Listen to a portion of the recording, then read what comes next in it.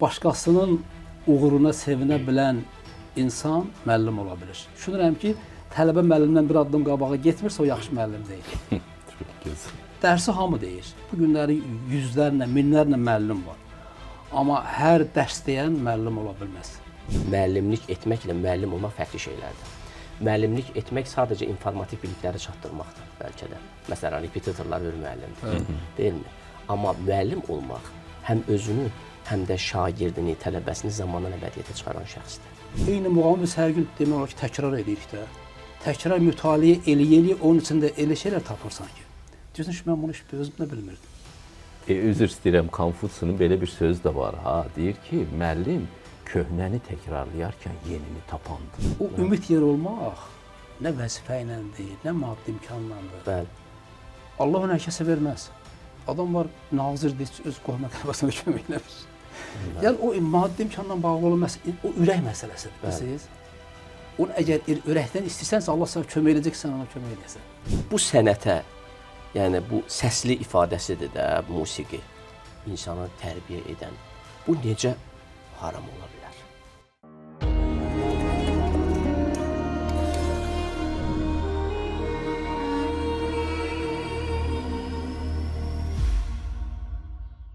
Salam, əziz Amin izləyiciləri. Yenə görüşünüzə gəlmişik və iki maraqlı qonaqla. Mənsum müəllim İbrahimov, Azərbaycan xalq artisti, Milli Konservatoriyanın Muğam kafedrasının müdürü, professor və Anar Qafarov, fəlsəfə doktoru, dosent, İlahiyyat İnstitutunun Dinşünaslıq kafedrasının müdürü. Xoş gəlmisiniz. Hoş gördük. Hoş gördük. Mövzumuz da sizin biraz peşənizlə bağlıdır, pedaqoji fəaliyyətiniz, hər ikinizin varınızdır. Mövzumuz müəllimlik, ustadlıq məqamı ilə bağlıdır. İndi çalışaq bugün onun bəzi nöqtələrinə təmaslar eləyə bilək. Mənsum müəllim, sizdən başlayacağam. Müəllimlərinizi necə xatırlayırsınız? Nə veriblər onlar sizə? Şübhəsiz ki, adam həyatda özü də bir şeylər öyrənir həyatı boyu. Amma müəllimlərin də bir özəl qatqısı olub. Nəyin altını çizardınız? Əlbəttə, mən başlayayım birinci ondan ki, ilk orta məktəbdə olan müəllimlərimdən ki, çünki biz gözümüzü açıb o birinci müəllimlərimizi görürük. Bizim əlimizdən tutub o hərf yazmağı öyrədən müəllimlərimiz ki, onların haqqı heç vaxt ödənməz. Doğrudan da mənim üçün müəllim peşəsi müqəddəs peşədir. Mən bunu əlbəttə söz xatirinə demirəm, çünki özüm bugün müəlliməm və mən gənc vaxtımdan müəllimliyə başlamışam. Çünki sevmişəm bu peşəni. Və təbii ki, bizim sənətimiz biraz spesifik sənətdir. Bizdə Müşfiq müəllim şifahi professional sənətdir, yəni ustaddan şagirdə. Özüm deməli Asif Sinallada mərhum Vahid Abdullayevin sinifində dərs almışam. Bütün Muğamın proqramı Vahid müəllimini öyrənmişəm və eyni zamanda bizim böyük sənətkarımız Şövkət Ələkbərovun sinifində çox iştirak eləmişəm və mənim hətta əlimdən tutub operaya Şövkət xanım gətiribdi. Yəni o müəllimlərin hər biri mənim üçün müqəddəsdir, əzizdir. Bilirsiniz, bizim sahə biraz fərqli sahədir. Çünki burada hər kəs iddialıdır. Hər kəs birinci olmaq istəyir. Tələbələr özəlliklə. Bəli, yəni bu sənətə gəlin ümumiyyətcə hədəfləyir ki, mən burada lider olacam. Çünki başqa cür də ola bilməz. Mən özüm tələbələrimizə deyirəm ki, ya çalışın hər zaman birinci olun, ya da ki, o yola verən, ortada sürünən, quyruqda sürünən olmayın. Və təbii ki, özümün bir uzun müddət axırda gəldiyim bir qənaət var ki, yəni bizim sahəmizlə bağlı. Başqasının uğuruna sevinə bilən insan müəllim ola bilir bizim sahəmizdə. Çünki biz ifaçı yetişdiririk. Çox gözəl. Yəni o ifaçı yetişdirmək üçün onun uğurlarını sevinməlisən sən. Hətta bəzən görürsən ki, valideyn öz övladına qısqanır.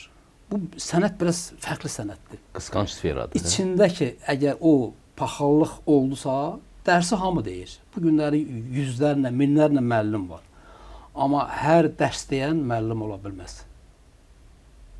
O işdir, yəni oxuyub dərsin gəlib, məsələn, keçib təhsilini alıb işləyir. Yəni bizim sahəmizdə budur.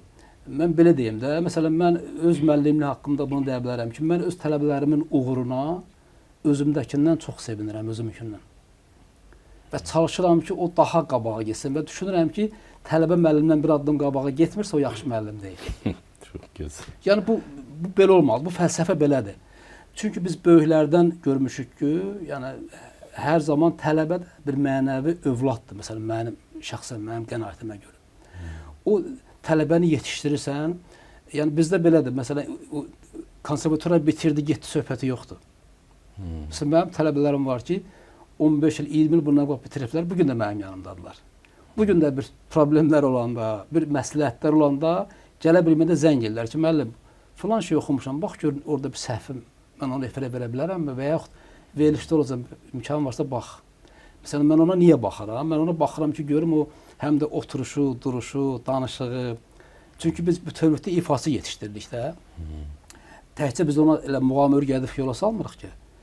Bu ifası sabah gedir bizim ölkəmizi başqa ölkələrdə təmsil edir. Elə bir ölkə var ki, orada məhz bu adamla tanıyırlar bizim ölkəmizi.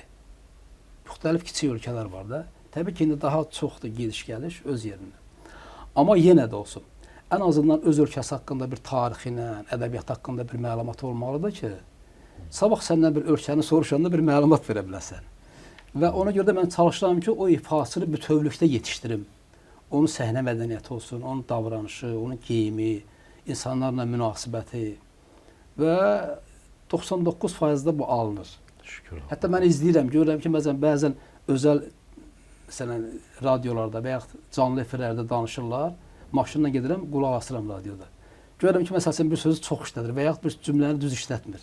Deyirsiniz ona. Hə? Gözləyirəm, qutarır, zəng edirəm, deyirəm ki, hər şey yaxşı idi, amma o sözü çox işlədirsən. Dedim, müəllim, çox sağ ol, fərqinə varmamışam. Dedim, özün get qulaq as, görəsən. Yəni, bunu bilirsiniz, niyə deyirəm? Ona görə ki, ona məndən başqa onun heç kim deməyəcək. Və bunu mən özünə deyirəm onu. Mən onu insanların içində demirəm, təbii ki. Ki, deyirəm, bax, bunu belə eləsən daha yaxşı olar. Mənsum müəllim çox maraqlı bir məqamına toxundu məsələnin. Yəni, həqiqi müəllim-şagird və ya tələbə münasibətləri heç vaxt o institusional məktəb divarları ilə məhdudlaşmır. O zamanla da məhdudlaşmır. Bir ustad-şagird münasibətlərinə, bir bioqrafiya elementinə dönüşür. Bir mənəvi valideyn. Bu həqiqətən belədir. Bu biraz rəsmiyyətdən kənara çıxan bir şeydir. Hətta valideynlərinə deyə bilməyəcəyi sözü müəlliminə deyir. Onunla dost ola bilirsənsə, o səninlə dərdləşir. Bir sıxıntısında, bir problemində, bir layihəsində səninlə məsləhətləşir. Bilir ki, sən ona kömək edə bilərsən, atası və yaxud anası yox. Çox gözəl. Anar müəllim, siz istəyərdim məsələyə biraz ruhani tərəfdən yanaşasınız. Məsələn, bizim müsəlman mədəniyyətində müəllim obrazı, ustad obrazı ən əsas hansı cəhətlərində bilinir və ya hansı cəhətlər olmalıdır ki, adam müəllim ola bilsin? Təşəkkür edirəm. Mənsum müəllimə də çox təşəkkür edirəm. Çox mühüm məqamlara toxundu. Əslində bir ilhamlandırdı bizi bir mənada. Doğrudan da hər kəsə müəllim demək olmur. Elə bizim Azərbaycanda ümumiyyətlə müəllimə mənə elə gəlir ki, hər kəsə müəllim deyirlərsə, bu müəllim adının əslində məzmununda devalvasiya yaradır. Yox, mən biraz daha fərqli baxıram məsələyə. Nə mənada? Təbii o mənfi aspekti də var. Müəllimə verilən dərin hörməti, o yüksəkliyidir ki, onun ağırlığı, onun məzmun qatlarının dərinliyinin fərqində olduqları üçün bir mənada, amma ümumi olaraq fərqindəlikdir bu. Konkret məsələn desən ki, müəllim kimə deyilir, bəlkə də deməz. Məsələn, biz də orada müraciət formasına çevirmişik. Hər kəsə müəllim deyirlər. Halbuki bəy deməmiz lazımdır. Doğru. Və cənab deyə bilərik və s. Dövrünə gəlmə bir. Qorxuruq o sözlər.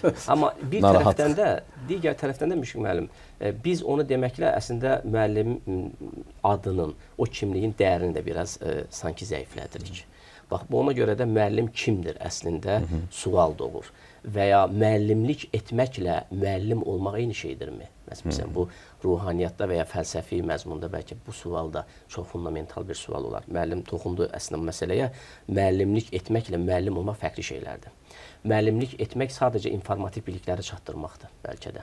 Məsələn, repetitorlar bir müəllimdir, deyilmi?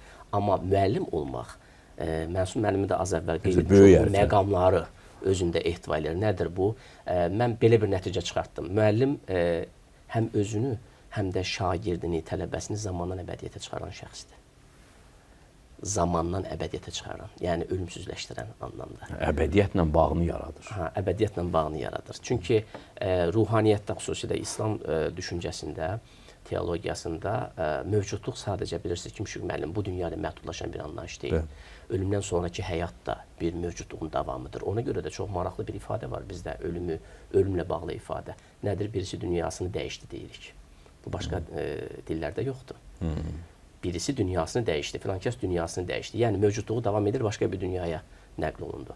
Dolayısıyla biz bu dünyada ikən, Şeyx Qəzalinin buyurduğu kimi dünya axirətin tarlasıdır. Bu dünyada ikən bu tarlanı yaxşı əkməliyik ki, daha sonra axirətdə yaxşı biçək. Yəni biz o biri dünyamızı mövcudluqdan, bu mövcudluqdan sonraki mövcudluğumuzu inşa edən tərəfik. Və burada ən böyük yük də və məsuliyyət də məncə müəllimlərin üzərinə düşür. Nə üçün? Çünki məmur yetişdirən də müəllimdir, millət vəkilini yetişdirən də müəllimdir, prezidenti yetişdirən də müəllimdir, müəllimi yetişdirən də müəllimdir. Yəni, ailə başçısını yetişdirən də müəllimdir, ananı da, atanı da, hər birini. Cəmiyyəti ümumi anlamda fəzilətli cəmiyyət edən də müəllimdir, rəzilətə, qəbahətə düçar edən də müəllimdir. Amma biri müəllim olan, o deyirəm, müəllimlik kimliyi həqiqətən də öz varlığında təcəssüm etdirən insanlar var. Məsələn, səbri, ədaləti, şəfqəti, mərhəməti, dürüstlüyü, bu kimi anlayışları öz şəxsiyyətində birləşdirən. Mən burada özəlliklə Həsən Seyidbəylinin rejissorluğunda çəkilmiş 1969-cu ildə Azərbaycan kinematografiyasında nümayiş etdirilən Bizim Cəbiş müəllim, Süleyman Ağababoğlu Ələsgərovun canlandırdığı Cəbiş obrazdakı Cəbiş müəllim obrazı. Fikir verirsiniz, müəllim o təbiət elmlərinin sahəsinin müəllimidir. Fizika. Baxın, bizim dediyimiz şey çox vaxt izləyicidə belə bir şey doğura bilər ki, belə bir təəssürat ki, bizim bəhs etmiş olduğumuz müəllim sadəcə mənəvi məsələlərlə, nə bilim, ədəbiyyat, incəsənət və bununla bağlı olduğu üçün belə. Bunun üçün belə. Əslində belə deyil. Əslində varlığı bir bütün olaraq görmək deyə bir şey var. Yəni biz onun ölçülə bilən tərəflərini də bilməliyik. Ölçülə bilməyən həyatımızda həmin o ölçülə bilən varlıqların həyatımızdakı anlam dəyərini, məna yükünü də bilməliyik. Bu nə deməkdir? Məsələn, əlimizdəki telefonların texniki bilikləri, yəni bilgisi baxımından biz o telefonu öyrənə bilərik və ya hər hansı bir maddi bir əşyanı və ya bir heykəli. Amma məsələn, deyək ki, Mirzə Ələkbər Sabirin heykəli bizim üçün sadəcə bir daşdan ibarət bir fenomen deyil. Onun içində, məzmununda ehtiva etmiş olduğu bir numen var, Kantın ifadəsi ilə desək. Bir məna yükü var. Mirzə Ələkbər Sabir yaradıcılığı, satirası və s. Adam deyir ki, məsələn, mən informasiya verirəm də, bunun dürüstlüyü, əxlaqiliyi, bunun işinə necə təsir edə bilər? İndi bax, mən onu demək istəyirəm. Əslində, Cəbiş müəllim obrazında, məsələn, biz bilirik ki, o fizika müəllimi və kimya müəllimidir. Və müharibə şəraitində bir neçə epizod var, çox diqqətini çəkir insanın. Məsələn, dərsdən qaçan uşaqlara dediyi söz çox anlamlıdır. Bu vaxtda da, belə vaxtda da dərsdən qaçmaq olar. Yəni, müharibə şəraitidir, bombalar altında, hər kəs cəbhədədir. Və özü də, siz də əslində, sizin də cəbhəniz partalardır. Yəni, sizin də səngəriniz oradır. Necə ki, özü də həm arxa cəbhədə səngər qazmaq üçün təşkilatçılıq eləyir, həm də sabun bişirir və onu satmır. Onu əsgərlərə göndərir və paylayır. Yəni, belə bir obrazda ki, müəllim prototipi bugün hər bir cəmiyyət üçün, mənəvi böhran yaşayan hər bir cəmiyyət üçün lazımdır. Və əslində elə təbiət elmləri sahəsində də təbiəti yaxşı bilən insan onu öyrəndikcə, o ayrıntıları, o incəlikləri öyrəndikcə onun ruhu da incəlməlidir. İncəlmirsə, onun həmişə ruhu Platonun mağarasındakı kimi bədənin əsarətində olacaq. Yəni, bədənin əsarətində olan ruh heç bir zaman nə özü özgürləşə bilər, nə də başqalarını özgürləşdirə bilər. Baxın, ifadəyə baxın, özgürləşmək. Bu söz də ancaq Türk dünyasında var. Freedom deyil bu. İngilisindəki freedom deyil, azadlıq deyil bu. Azadlıq tamamən siyasi məzmunlu bir ifadədir. Özgürləşmək özün gürlaşması deməkdir. İnsanın daxili aləmindəki özün gürlaşması. Yəni, daxilimizdəki o mən. Yunus Əmrə demişkən, mənə məndə deməyin, mən məndə deyiləm, bir mən var məndən, məndən içəri.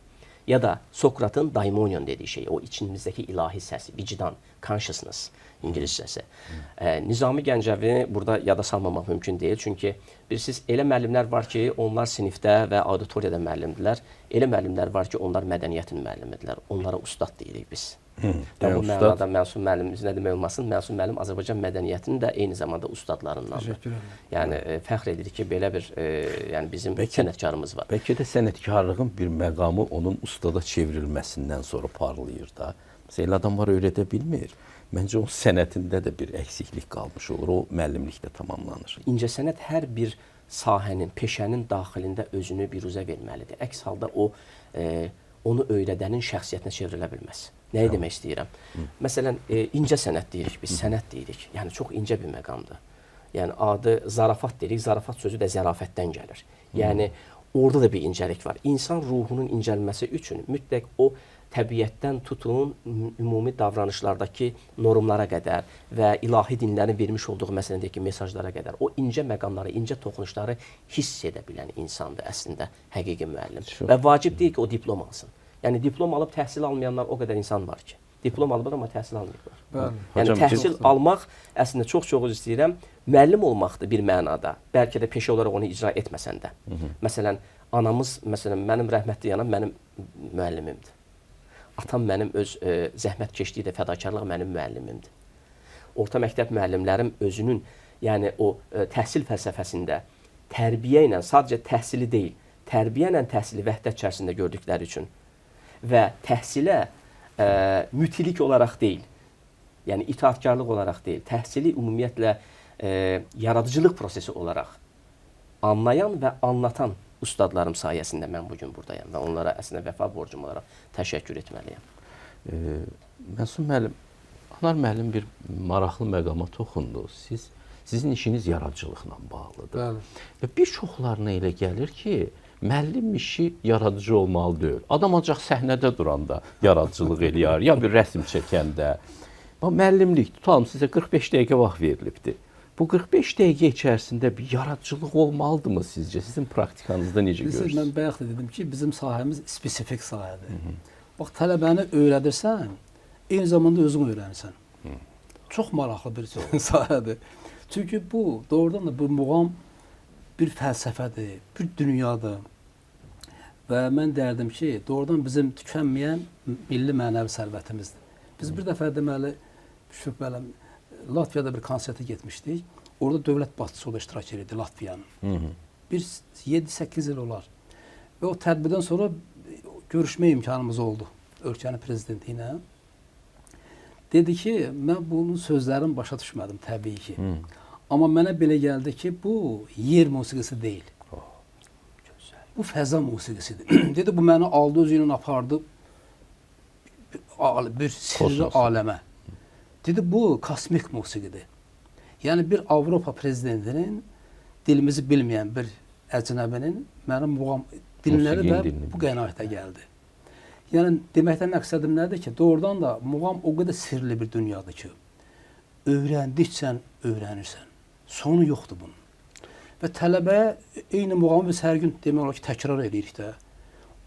Təkrar mütaliə eləyə-eləyə onun içində elə şeylər tapırsan ki. Deyirsən ki, mən bunu özüm də bilmirdim. Yəni, doğrudan da...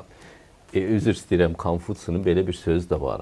Deyir ki, müəllim köhnəni təkrarlayarkən yenini tapandır. Həm də axı bir... Bax, məsələn, muğamın bir şablonu var da. Məsələn, 7 əsas muğamımız var, hamısının bir sxemi şablonu var. Amma o şablonun içində bir sərbəst musiqidir eyni zamanda, fantaziya. Və cazla çox yaxındır da. Məsələn, 5 dənə xanəndə oxuyur, 5-i də rast oxuyur. Eyni muğam oxuyur, 5-i də fərqli oxuyur. Amma eyni muğam oxuyurlar.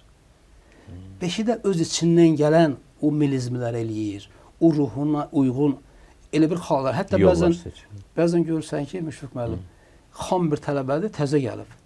O bədahətən, təbiətində elə bir xal eləyir ki, deyirsən, nə gözəl, özü bilmir onu eləməyi. Təbiətən, özünü o yerdə deyil ki, deyim ki, onu dərk elədi ki, o nəsə elədi. Amma müəllim onu görür axı, istidaddır. Çünki burada daha çox uşaqlar xanəndə kimi doğulurlar. Çünki onun birinci onun səsi muğam səsi olmalıdır. Allah da hər kəsə o səsi vermir. Verir, müxtəlif, hamıya səs verir. Danışırıqsa səsimiz var da. Hə, məsələn, səs var ki, ona qulaq asanda əsəbləşirsən. Əsəblərinə toxunur. Nə ilə bağlı olur? Çünki hər səsdə məlahət yoxdur. Bilirsiniz, vibrasiyaları ilə bağlı. O daxili aləmlə də bağlıdır. Ruhun səsidir də. Ruhun səsidir. Hər kəs öz ruhunu ifadə edir bizdə. Əxlaqını həm də. Və ona görə də, məsələn, oxuyur deyirsən ki, məsələn, bunu Seyid nətər oxuyurdu, Cabbar nətər oxuyurdu, Xan necə oxuyur, Yaqub necə oxuyurdu, Arif Babayev necə oxuyur, Axan müəllim necə oxuyur. Yəni burada hamısı fərqli səslər, heç biri bir-birinə oxşamır, heç biri. Elə bir ki, o üzr istəmir, baldır, məsələn, Kəlbəcər balı, Laçın balı, Ordubad balı. Fərqli çiçəklərdən toplanır. Amma hamısı gözəldir. Hamısı da şəffafdır. Hamısı gözəldir. Yaxşı. Ona görə də bizim sahəmizdə ustad müqəddəsdir.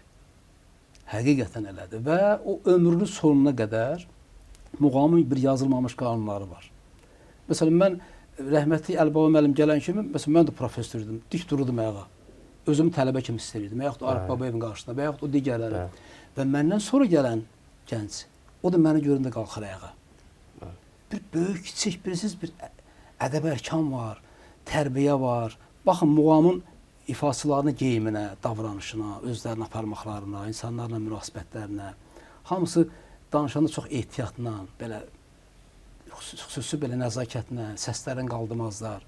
Çünki o mühitdə yetişirlər. Harmoniya mühitində. Yetişirlər onlar orada. O böyüyürlər, yetişirlər və o da özündən əvvəlkilərə hörmət eləyir. Ona görə də yəni bizdə bax belədir. Yəni o ustaddan, məsələn bu gün Azərbaycanın Milli Konservatoriyasında Azərbaycanın ən tanınmış ustadları Alim Qasımovdan tutmuş, bütün hamısı bizim kafedradadır. Biz bir ailə kimiyik orada. 20 nəfər tanınmış ustadlar bizdə muğamı tədris edir. Biz yığışırıq, müəllimlərin ad gününü qeyd eləyirik, tədbirlər eləyirik. Maşallah hamısının səfərləri, tədbirləri, verilişləri və təsəvvür edin ki, biz bir yerə yığışanda çox belə maraqlı diskussiyalar olur. Sözün əsl mənasında. Burada yaradıcılıq, mübahisələr də olur. Bu mübahisələr yaxşı mənada olur. Nəticədə yaxşı həqiqətlər üzə çıxır. Bəli. Çox şey, məsələn, hər birimiz bilmədiyimiz şeyləri öyrənirik, nüansları öyrənirik. Yenə deyirəm ki, muğam bir sirli bir aləmdir, bir fəlsəfədir. Məsələn, bəzən deyirəm, muğamda ağlaşma yoxdur. Muğam insanı düşündürür, Bəxtiyar bu hafizədə nə deyirdi? Musiqi var, başı tərpədir, musiqi var, ayağı tərpədir. Məhz muğam başı tərpədir. Çünki insanın beyninə, qəlbinə işləyir birbaşa. Amma o, görürsünüz, deyir ki, çox gəncdir, yeniyetmədir, daha çox meyl eləyir hərəkətli musiqiyə, nə bilim, belə Aktiv. Niyə? Çünki onun yaşı ilə bağlıdır o. Yəqin ki. Bəli. Səbirsiz olaraq gənc daha çox hərəkəti sevir, dinamikanı. Biraz yaşa dolduqca, həyatı dərk elədikcən görürsünüz ki, geyimi dəyişir, oturuşu, duruşu dəyişir, danışığı dəyişir. Dinlədiyi musiqinin janrı dəyişir. Dərinliyə enir. Bəli, söhbət burada bundan gedir. Nəsrəddin Tusinin Həyatı dərk eləyən insan muğamı qavrayır, muğamı qəbul eləyir. Bir odur, bir də ki, ya gərək o mühitdə böyüyəsən, gözünü açıb məsələn, muğamın içində böyüyəsən. Uşaqlıqdan artıq o alidə olasan. Bir də var ki, artıq yaşla bağlı olan məsələdir. bu muğam deyəndə bunu biraz mənim yəni bunun fəlsəfəsi ilə biraz maraqlandım bir ara. Muğam insanın ruh aləminin kamilləşməsinin məqamlarını ifadə eləyir. Səsli ifadəsidir. Bəli. Yəni ona görə əslində sözün əsli məqamdır. Məqam. Məqam. Mənə hər dəfə gəlir ki, muğam Quranın musiqidəki ifadəsidir sanki, o fəlsəfənin musiqiyə keçmiş. Yəni o deyirəm insanın o hətta bir kitab oxumuşdum 900 qatlı insan deyə. İnsan ruhunun kamilləşmə mərhələləri var. Yəni hər şey zaten prosesualdır dünyada. Yəni bütün varoluş. Tanrının yaratması da yaradır deyirik, yaratdı demirik məsələn. Əslində teologiyalarda belədir. Belə olması lazım ki, İbn Rüşdün ən təməl tezisi də bunlardan biri idi. Müəllim qeyd elədi, tərbiyə ilə bağlı Nəsrəddin Tusinin Əxlaq-ı Nasirisində belə bir məqam var. Deyir, uşağı tərbiyə edərkən onun deməli fizionomiyasında, ümumiyyətlə daxili aləmindəki qüvvələrin ortaya çıxma mərhələlərini nəzərə almaq lazımdır. İnsanda əvvəl deyək ki, qəzəb qüvvəsi, şəhvət qüvvəsi, yəni arzu gücü, insan bir şeylər istəyir, yeyir, böyüyür. Sonra qəzəb gücü, sonra ağlı yavaş-yavaş kamilləşməyə başlayır. Maraqlı məqam ondan ibadır ki, Qurani-Kərimdə də deyir, siz analarınızın bətnindəykən sizin xəbəriniz olmadan biz sizi oradan çıxartdıq və sizə qulaq, göz və qəlb verdik. Qəlb orada idrak vasitəsidir. Yəni ardıcılığı görürsünüz, eşitmə, görmə və sonra dərk etmə. Yəni dərk etmə sonraki mərhələdə, yəni olğunlaşma dövründə, yaşlananda ona görə gəlirlər ortaya çıxır.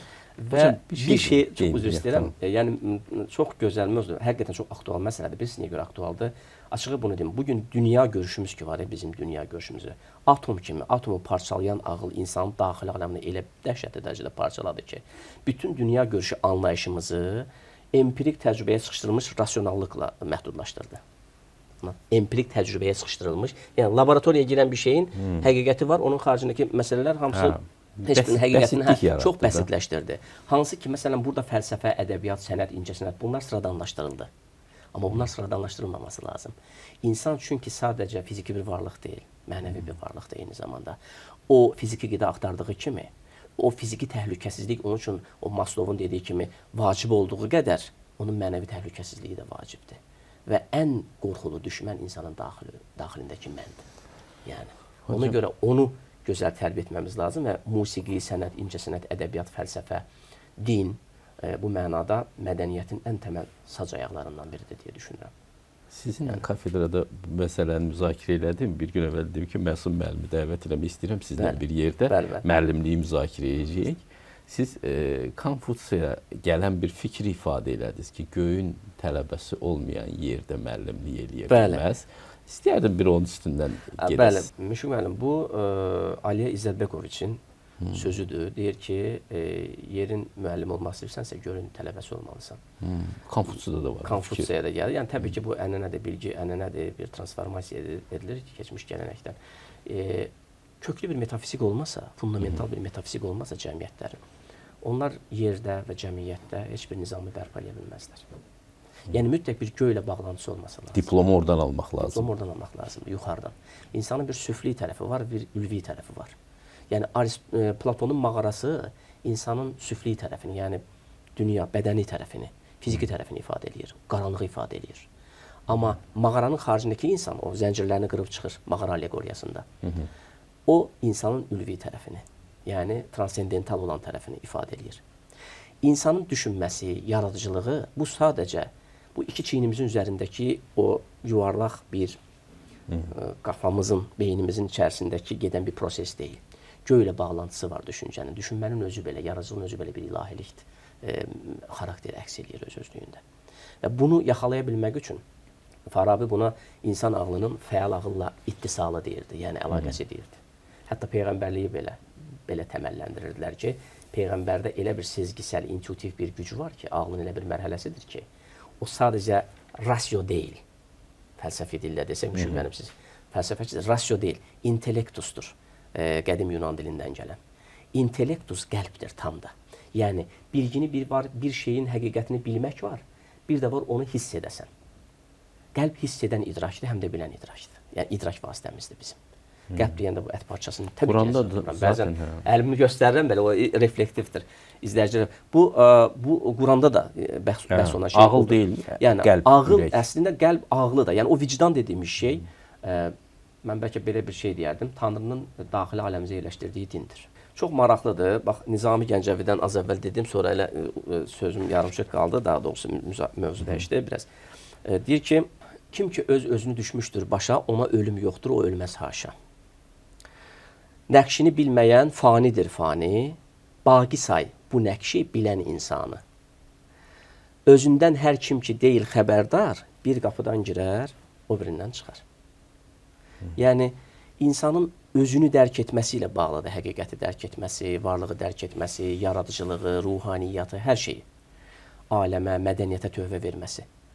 Özünü dərk etmək nədir? Özünü dərk etmək, qaranlıqlarını etiraf etmək, tanımaq və işıqlı tərəfini inkişaf etdirməklə ancaq mümkün olur.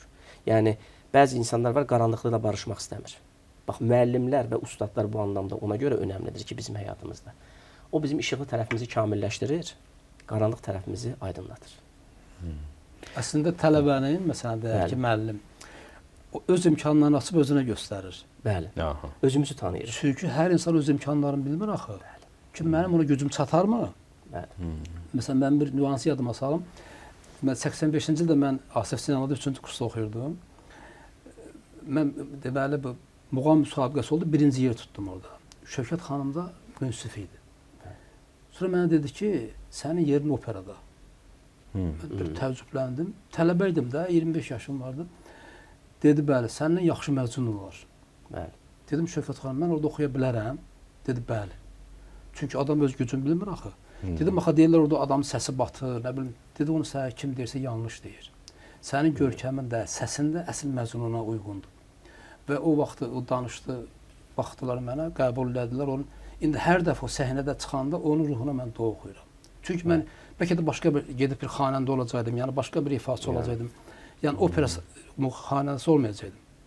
Yəni mənim sənət taleyimi o ustad müəyyənləşdirdi və çox düzgün də müəyyənləşdirdi. Yəni onu uşaq özü görənməz, müəllim görə bilir onu. Mən də məsələn baxıram, siz də baxırsınız, biz müəllimik. Tələbəyə baxıram ki, çox böyük imkanı var, amma uşaq çəkinir, yönün tapa bilmir istiqamətini. Deyirəm, bax sənin istiqamətin budur. Bir şey soruşmaq istəyirəm sizə. Fəlsəfədə də bu olubdu. Ustadların bir sevimli tələbələri olur. Sonra o birlər də qısqanırlar, dərsə şey düşür, problem düşür. Sizin peşədə müəllimlərin sevimli tələbələri olurmu? Olur. Ya bunu bildirirsinizmi? Yox, bir deyim də sizə əlbəttə. Hər müəllimi var. O uşaqdır ki, o uşaq zəhmətkeşdir. O uşaq hər şeyi öyrənmək istəyir. O dayanmadan öyrənmək istəyir. O potensialı, o uşaq təbii ki, müəllimin sevimlisi olacaq. Uşağa bir tapşırıq versən, sabah ikisi ilə, üçü ilə bərabər gəlir, hazırlıqlı. İşləyir. Və mən onu nümunə çəkirəm uşaqlara. Və deyirəm də, kim daha çox çalışsa, mən ona daha çox kömək edəcəm. Təkcə mən dərs demirəm, axı uşaqları müsabiqəyə hazırlayıram, verilişlərə çıxardıram, özümlə konsertlərə aparıram. Hətta olub ki, biz canlı efirlərə getmişik, bir 4 tələbəmə aparmışam.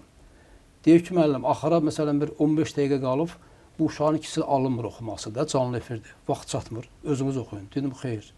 Mən hər dəfə oxuyuram. Amma bu uşağın evdə valideyn oturub gözləyir ki, bu uşağın efirdə oxuyacaq. O uşaq evdə, uşaq özü həyəcan keçirib, gecə yatmayıb.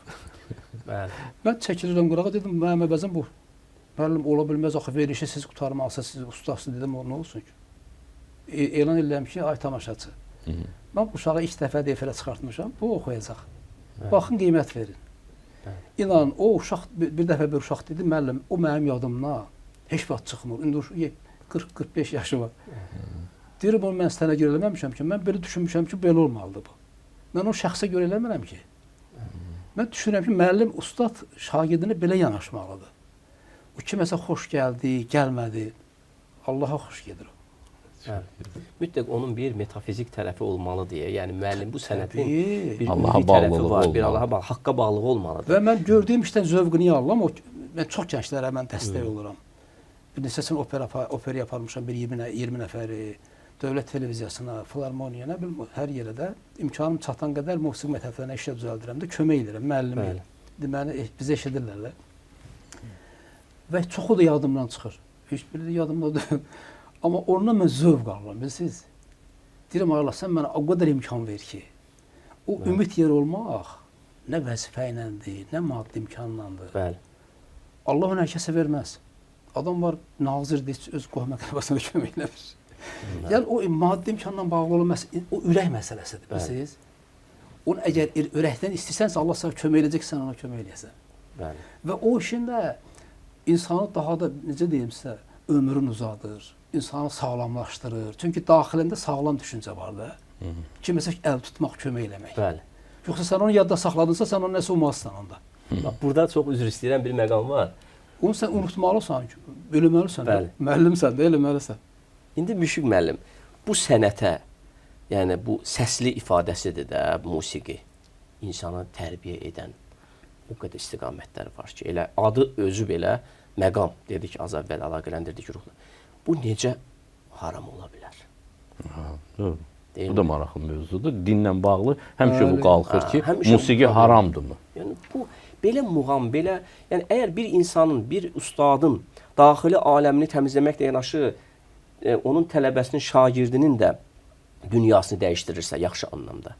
Və bir ustad bu sənətlə sadəcə dediyim kimi bilgini ötürmək deyil, eyni zamanda onu hiss etdirə bilirsə, həqiqəti hiss etdirə bilirsə və yenə də deyirəm, iş mexaniki qalmırsa, mexaniki müstəvidə deyilsə, həqiqətən də insanın həyatını, gələcəyini işıqlandırırsa. Çünki müəllim, ustad elədir ki, şam kimidir, yanır, o ancaq sinifi işıqlandırmır. Anlarım müəllim, elə gözəl toxunuz.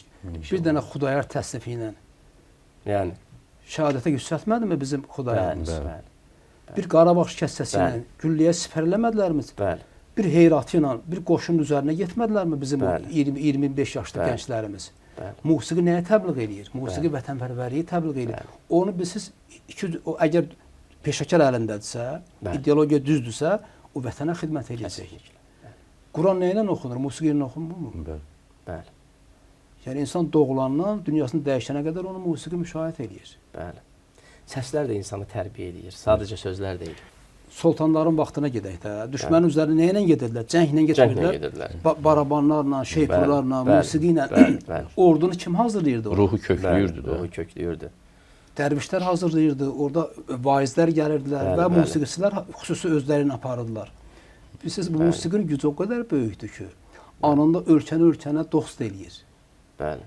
Həqiqətən çünki birbaşa insanın 100 dəfə danışırsan bir dənə musiqi ilə insanı ağladırsan, insana güc verirsən. Əslində Məsum mən mən fəlsəfəçi olduğum üçün fəlsəfi fikirlərdə də o melodiya olmayanda qarşı tərəfə bilgini hiss etdirə bilmirsən. Doğrudur. Harmoniya hissi ümumiyyətlə Harmoniya, həqiqətdə çox Biz bir vacib. dəfə Bəli. bir Avropa ölkəsinə getmişdik, 1-2 il məndən öncə idi. Və dedilər ki, olar məsələn arada siz bu tamaşaçı ilə danışasınız. Dedim mənə bu tərcüməçi verin. İspaniyadaydı. Hə. Və mən orada da o vaxtda biz mənfur qonşularımız bizim haqqımızda bir şayələr yayırlar, videolar paylaşırlar ki, biz ya nə bilim çox belə insani davranırıq bunlarla. Və orada mən bunlarla real danışdım. Bəli. 5-10 dəqiqə. Və dedim bax mən musiqiçiyəm. Güllənin səsi gəldiyi yerdə musiqi səslənmir. Mən həmişə sülh elçisiyəm. Mən istəyirəm dünyadan güllə səsi yox, musiqi səsi gəlsin. O qədər alqışladılar. Və qeyd elədim ki, bax mən özüm Qarabağ torpağında doğulmuşam. 30 il biz o torpaqda işğala məruz qalmışıq və Bəli. 30 il səbr eləmişik. Bəlkə dünya bir ədalətə gələ, bəlkə bir yığışalar, torpağımızı qaytarıb bizim özümüzə verirlər də bizim olanı. Amma olmadı bu. Biz məcbur olub özümüzə aid olan torpağı özümüz öz gücümüzlə qaytardıq və dayandıq. Və mən dedim nə siyasətçi deyiləm və bizi o qədər alqışladı. Sonra səfir mənə dedi ki, dedi bunlar musiqiçiyə daha çox inanırlar. Çünki bilirlər ki, musiqiçi siyasətçi deyil. O nə var onu deyir. Əminamanlıq olmayan yerdə musiqi necə qulaq asa bilərsən sən? Mümkünsüz bir şeydir. Bir məntiq var da. Və inan o çox o qədər bir mənə uzun müddət mənə o təşəkkürüm bildirdi ki, bu bizim işimizdə çox böyük təsir göstərdi ki, insanların fikrini dəyişdi burada. Çünki burada önəmli rəsmi insanlar da vardı ki, həqiqətən biz bilmirdik həqiqət nədir. O musiqiçi bizə hər şeyi izah elədi. Çox təşəkkür edirəm sizə. Zamanımız həqiqətən necə keçdi bilmədik. Görünür buna bir ayrı bir verişdə həsrləmək lazımdır. Şərqdə həmişə deyirdilər ki, tələbə hazır olunca müəllim də onun yanında olur. Yaxşı müəllim bilikdən daha çox özünün biliyi olan eşqi ilə bölüşür. Arzu edirəm ki, hər kəsin ömründə belə bir müəllim gəlsin, çıxsın. Sağ olun, gələn görüşlərə qədər.